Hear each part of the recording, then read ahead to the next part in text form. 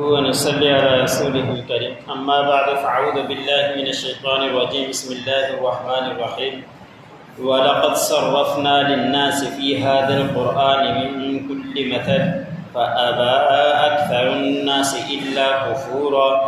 وَقَالُوا لَن نُّؤْمِنَ لَكَ حَتَّى تَفْجُرَ لَنَا مِنَ الْأَرْضِ يَنبُوعًا أَوْ تَكُونَ لَكَ جَنَّةٌ مِّن نَّخِيلٍ وَعِنَبٍ فَتُفَجِّرَ الْأَنْهَارَ خِلَالَهَا تَفْجِيرًا أَوْ تُسْقِطَ السَّمَاءَ كَمَا زَعَمْتَ عَلَيْنَا كِسَفًا أَوْ تَأْتِيَ بِاللَّهِ وَالْمَلَائِكَةِ قَبِيلًا۔ سورۃ بنی اسرائیل کا درس چل رہا ہے۔ اسی سورت کی آیت نمبر 99 سے لے کر 92 تک تلاوت کی گئی۔ گزشتہ آیتوں کے اندر اللہ رب العزت نے کافرین اور مشرکین کو چیلنج دیا تھا قرآن پاک کے متعلق کہ اس قرآن پاک کے بارے میں تم کہتے ہو کہ یہ گھڑ کر لایا ہے اور اس کو کوئی سکھلاتا ہے، تو تم بھی اس طرح کا قرآن ایک لے کر آ جاؤ۔ اگر قرآن نہیں لا سکتے تو اس کے مثل دوسرا چیلنج دیا کہ 10 چھوٹی صورتیں لا کر دکھلا دو، وہ بھی قبول نہیں کر سکے تو پھر اللہ رب العزت نے قرآن پاک کے اندر ہی تیسرا چیلنج دیا کہ قرآن پاک کے اندر سب سے چھوٹی 3 صورتیں ہیں، اسی کے برابر کوئی صورتیں لا کر دکھلا دو۔ اگر یہ نبی صلی اللہ علیہ وسلم خود سے گھڑ کر لاتا ہے یا کوئی اس کو سکھلاتا ہے تو تم بھی سیکھ لو اور جنات کو جمع کر لو، انسانوں کو جمع کر لو، جس کو بھی جمع کرنا چاہتے ہو کر لو اور اس کے مثل لا کر دکھلا دو۔ لیکن اس چیلنج سے عاجز آگے اور نہیں قیامت تک اس طرح کا وہ قرآن پاک لا سکتے ہیں۔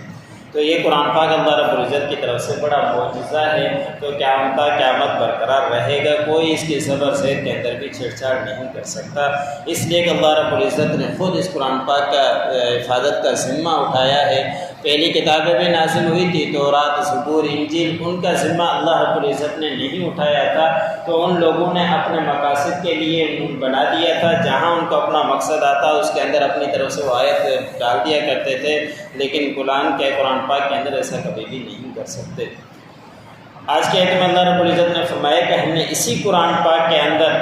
پھیر پھیر کر لوگوں کے لیے مثالیں بیان کی ہے، لیکن وہ کافر لوگ مانتے نہیں، وہ انکار میں ہی لگے ہوئے ہیں، وہ اس کا انکار ہی کرتے رہتے ہیں، اور ان میں سے اکثر لوگ انکار ہی کرتے ہیں۔ دنیا کے اندر اکثر نافرمانوں کی ہی رہی ہے، آپ صلی اللہ علیہ وسلم سے لے کر ابھی تک اور اس سے پہلے تک آپ صلی اللہ علیہ وسلم کے پیروکار کی تعداد بہت ہی کم ہوا کرتی تھی، اسی لیے کافی لوگ کہا کرتے تھے کہ ووٹنگ کرواتے ہیں کہ کس کے پاس زیادہ لوگ ہیں تو اسی کی پیروی کی جائے گی، اس طرح کے مذاق اڑایا کرتے تھے۔ تو اکثر لوگ جو فرما برداروں کی ہے وہ کم ہی رہی ہے، اکثر کم تعداد رہی ہے اور زیادہ تعداد نافرمانوں کی ہی رہی ہے۔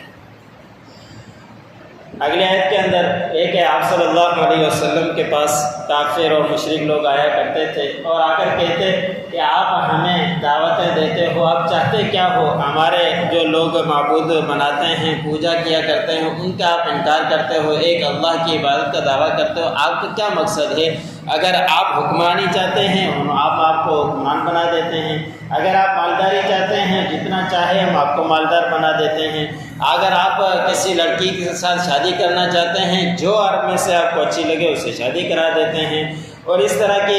مذاق بنایا کرتے ہیں، آپ صلی اللہ علیہ وسلم کو طعنے دیا کرتے، پریشان کیا کرتے تھے، پھر ساتھ کہتے کہ آپ کے پاس کچھ بھی نہیں ہے، ہم آپ کی کیسے پیروی کریں؟ آپ تو خالی ہو، آپ ہماری ہی طرح بازاروں کے اندر جاتے ہو اور آپ نے بھی شادیاں کی ہوئی ہے، ہم آپ کی پیروی کرنے والے نہیں ہیں۔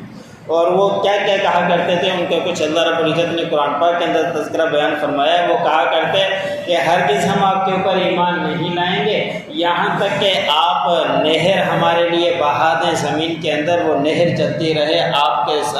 سامنے، کیونکہ عرب کے اندر پانی ہے نہیں، مکے کے اندر پہاڑ ہے، زمین آباد نہیں ہے، آپ ایسا کریں، آپ نبی نبوت کا دعویٰ کرتے ہیں تو یہ پہاڑوں کو ہٹا کر نہریں جاری کر دیں تو ہم کو مان لیں گے۔ عجیب عجیب ان کے سوالات ہوا کرتے تھے، اور ایسے ہی وہ کہا کرتے تھے کہ آپ کے لیے باغ ہوں کھجور کے، انگور کے، اس کے درمیان سے نہریں بہتی ہوں اور بہت ساری نہریں ہوں، وہ آپ کا ہو، پھر ہم آپ کو مان لیں گے۔ ایسے ہی وہ کہا کرتے تھے کہ آپ ہمیں منع کرتے ہو کہ اگر تم نافرمانی کرو گے تو تمہارے اوپر عذاب آ جائے گا، پہلے لوگوں کے اوپر عذاب آیا تھا، تمہارے اوپر آسمان گر جائے گا، تو آپ ایسا کر لیں کہ آسمان کو ہمارے اوپر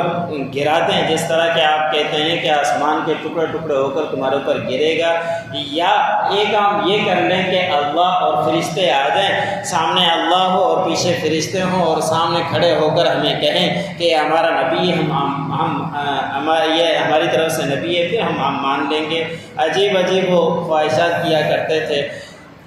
اور وہ پہلے بھی تذکرہ گزرا ہے کہ وہ یہ نفسانی اپنی خواہشات مجھ سے مانگا کرتے تھے کہ چاند کے 2 ٹکڑے ہو جائے تو ہم مان لیں گے۔ جب آپ صلی اللہ علیہ وسلم نے انگلی سے اشارہ کیا، اللہ کے حکم سے 2 ٹکڑے ہو گئے، اور ایک دوسرے کو دیکھنے بھی لگ گئے، ایک دوسرے سے پوچھنے بھی لگ گئے کہ کیا چاند کے 2 ٹکڑے آپ کو نظر آ رہے ہیں؟ ہر کسی کو نظر آ رہے، لیکن اس کے باوجود بھی نہیں مانا، اور آخر میں یہ کہا کہ یہ تو کھلا جادو ہے۔ وَلَقَدْ صَرَّفْنَا لِلنَّاسِ فِي هَذَا الْقُرْآنِ مِنْ كُلِّ مَثَلٍ، اور تحقیق ہم نے کھول کھول کر بیان کی ہے لوگوں کے لیے اس قرآن میں ہر طرح کی مثالیں، فَأَبَى أَكْثَرُ النَّاسِ إِلَّا كُفُورًا، اور ان میں سے اکثر لوگ ماننے سے انکار کرتے ہیں۔ وَقَالُوا لَن نُّؤْمِنَ لَكَ حَتَّى تَفْجُرَ لَنَا مِنَ الْأَرْضِ يَنبُوعًا، وہ کہا کرتے تھے کہ ہرگز ہم آپ کے اوپر ایمان نہیں لائیں گے یہاں تک کہ آپ ہمارے لیے زمین سے نہریں جاری کر دیں، اور تَكُونَ لَكَ جَنَّةٌ مِّن نَخِيلٍ، یا ہوں آپ کے لیے باغ کھجور میں سے، وَعِنَبٍ، اور انگور میں سے، فَتُفَجِّرَ الْأَنْهَارَ خِلَالَهَا تَفْجِيرًا، اور اس کے درمیان میں سے نہریں بہتی ہوں، پھر ہم آپ کو مان لیں گے۔ اور تُسْقِطَ السَّمَاءَ كَمَا زَعَمْتَ عَلَيْنَا، یا گرا دے آسمان کو ہمارے اوپر جیسا کہ آپ گمان کرتے ہو ہمارے اوپر کسفاً ٹکڑے ٹکڑے کر کے، أَوْ تَأْتِيَ بِاللَّهِ وَالْمَلَائِكَةِ قَبِيلًا، یا آ جائے اللہ اور فرشتے آمنے سامنے، وہ کہیں، اس کے بعد ہم مانیں۔ جو پڑھا سننے والوں کو عمل